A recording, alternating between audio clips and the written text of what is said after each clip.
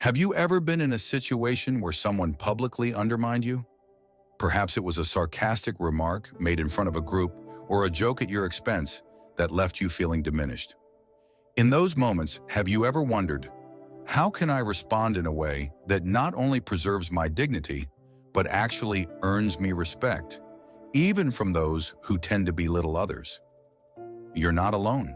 We've all faced similar situations, and the truth is, you have more influence over the outcome than you might think. This video explores powerful psychological strategies rooted in the wisdom of Stoic philosophy that will help you handle such moments with confidence. These techniques won't just allow you to stay composed, they will also ensure that you command respect naturally. So let's dive in and examine how to turn uncomfortable encounters into opportunities to reinforce your self-worth. Understanding why this happens. If you find yourself frequently facing these situations, it's rarely because people harbor a deep resentment toward you. More often than not, it's a form of social opportunism.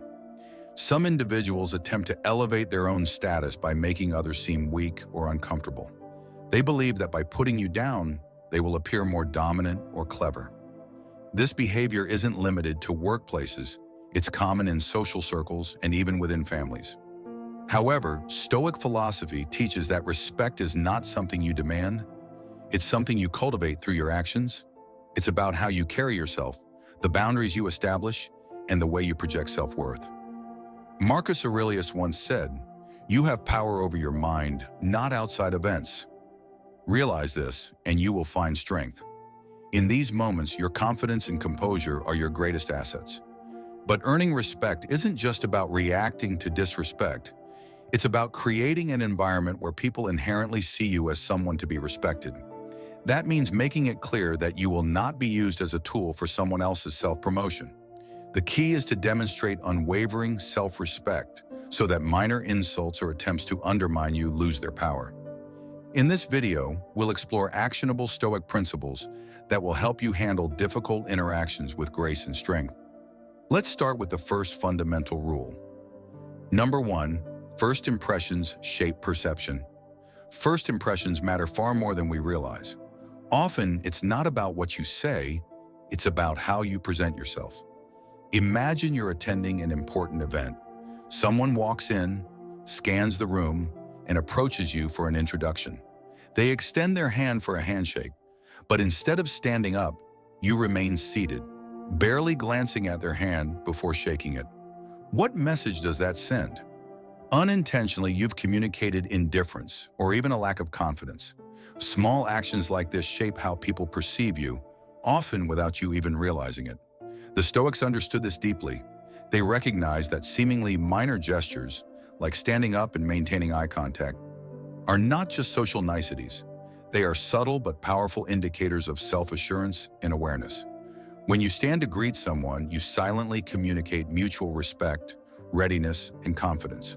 Core Stoic values. Let me share a real-life example. At a professional seminar, I observed two individuals interacting with others. One person always stood up when greeting someone, whether it was a senior executive or a waiter refilling his coffee. He maintained eye contact, engaged fully, and carried himself with quiet confidence. People naturally gravitated toward him, not because of what he said, but because of how he conducted himself. In contrast, another attendee remained seated during every greeting. He wasn't trying to be dismissive. It was simply a habit. Yet this small difference created a subtle but noticeable divide. Others unconsciously took him less seriously, despite his intelligence and capabilities. The takeaway? Standing up to greet someone isn't just an act of politeness, it's a statement. It signals that you acknowledge their presence, value the interaction, and possess self-respect. How to apply this in everyday life? Stoicism teaches us to focus on what we can control. While we can't dictate how others behave, we can refine how we present ourselves. Try incorporating these small yet meaningful habits into your daily interactions. When meeting someone, stand up, make eye contact, and offer a firm handshake. If on a video call, sit upright and maintain an engaged posture rather than slouching. Speak calmly and deliberately, exuding quiet confidence rather than seeking validation. These simple gestures may seem minor, but they hold immense power. They signal self-respect, presence, and awareness, principles that align perfectly with Stoic teachings. First impressions aren't just about appearances. They are about demonstrating confidence, self-assurance, and the respect you have for both yourself and others. This is what Stoicism encourages: living intentionally, mastering the small details, and letting your actions speak louder than your words. Number 2, handling interruptions with confidence. When you're speaking in a group and someone abruptly cuts you off, it can be frustrating. You're in the middle of sharing a thought, and suddenly another person jumps in, hijacking the conversation. Many people instinctively react with irritation or a sharp comeback. However, that often makes the situation worse, creating unnecessary tension. Instead of engaging in a verbal tug-of-war, Stoic philosophy offers a more effective approach, one that allows you to maintain control while earning respect. Stoicism teaches that real strength isn't about overpowering others. It's about mastering yourself. So when someone interrupts you, don't rush to respond. Instead, pause, turn to them, and meet their gaze with a steady, composed look. This silence is more powerful than words. By doing this, you communicate 2 things. Their interruption was inappropriate. You are in control and will not be easily dismissed. I once experienced this firsthand at a family gathering. I was telling a humorous story when a relative suddenly interjected with their own anecdote. My initial reaction was frustration. I felt like my moment had been stolen. But instead of reacting emotionally, I simply stopped talking, looked at them with a calm, expectant gaze, and waited. For a few seconds, there was an awkward silence. Then they quickly realized their mistake and motioned for me to continue. No argument, no awkward confrontation, just a quiet but firm reclaiming of my space in the conversation. This technique is especially effective in group settings. When you remain composed, people naturally take notice. You don't need to raise your voice or demand attention. Your quiet confidence speaks for itself. Once the interruption has been acknowledged, smoothly resume your point with a phrase like, "As I was saying." This subtly reinforces your presence without resorting to aggression. The goal isn't to humiliate the other person, but to set an expectation that you deserve to be heard. By handling interruptions with this level of control, you show that you respect yourself, and others will follow suit. People will not only listen more attentively, but also think twice before cutting you off in the future. This leads us to another crucial lesson: how to respond when someone tries to embarrass you in a social setting.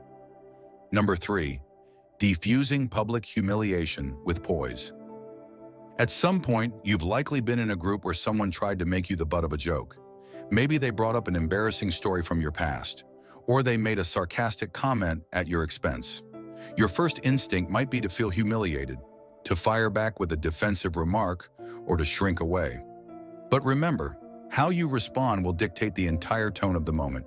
This is where Stoic philosophy becomes a powerful tool.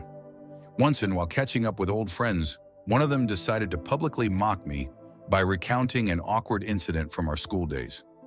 As laughter erupted around me, I felt a rush of embarrassment.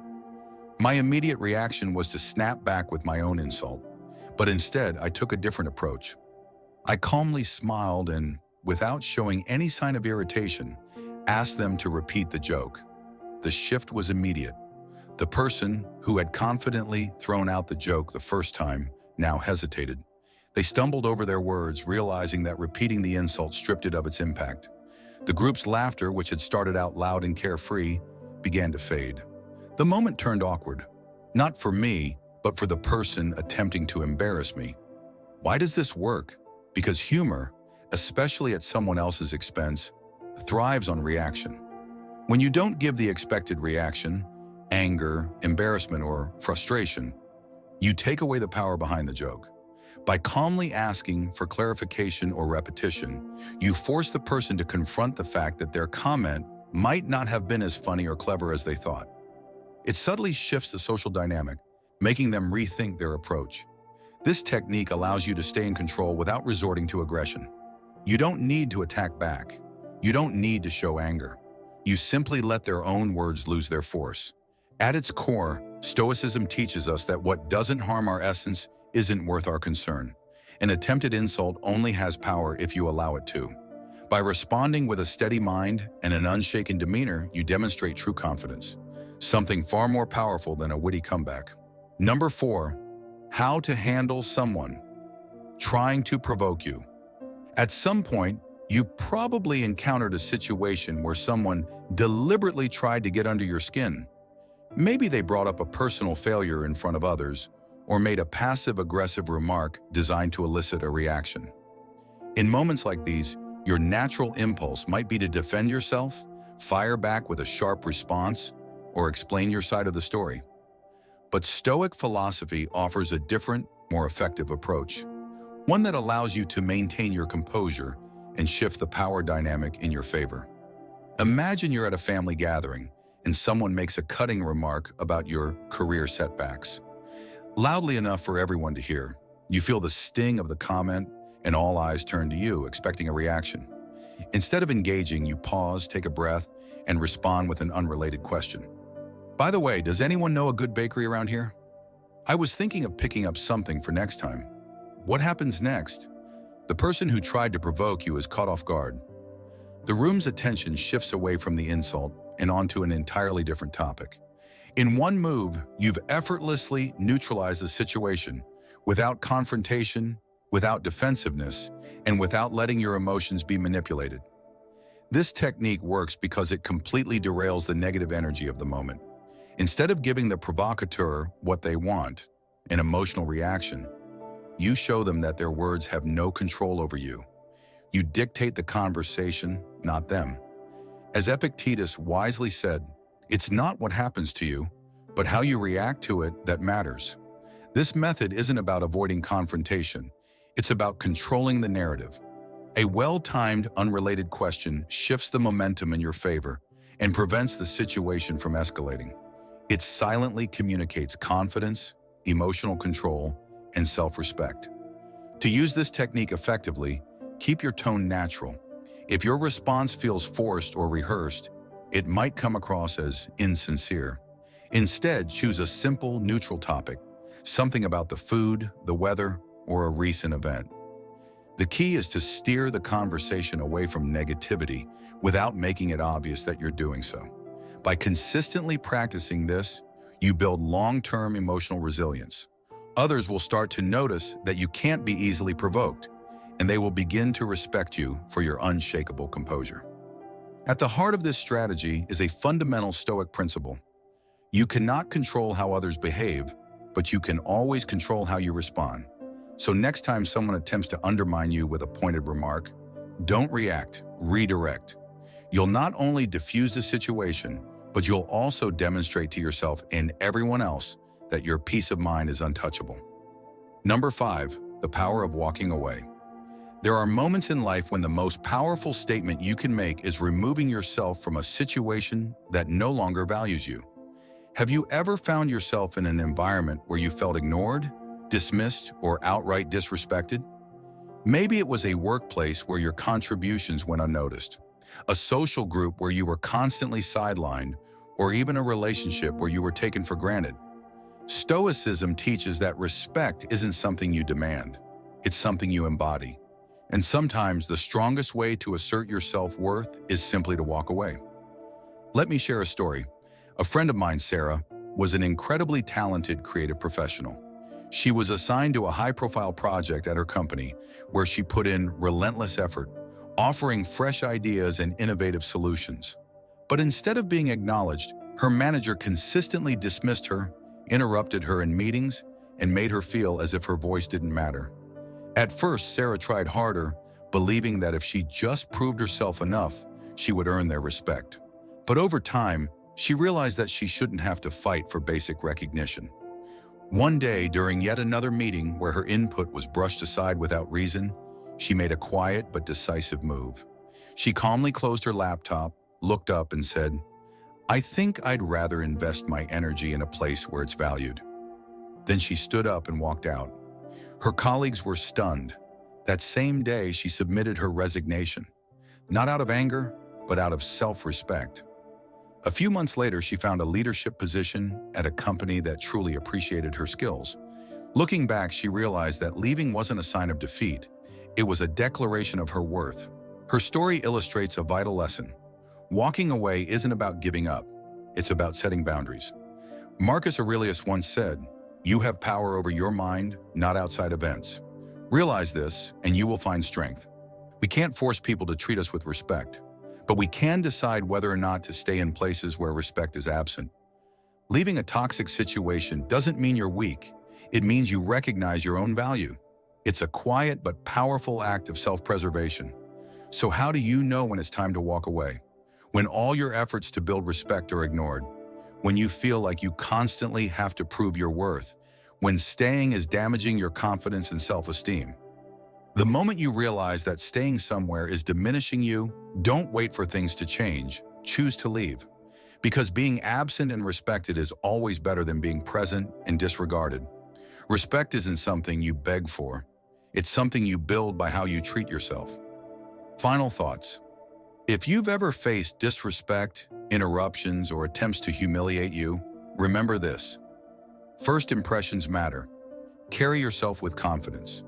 If someone interrupts you, reclaim your space with silence and composure. When faced with humiliation, stay calm and subtly shift the power dynamic.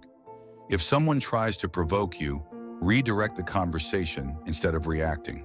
And when a situation no longer values you, have the strength to walk away. These principles, drawn from Stoic philosophy, aren't just ways to earn respect from others. They're ways to strengthen your own self-worth. So the next time you find yourself in a difficult situation, remember, your power lies in your response.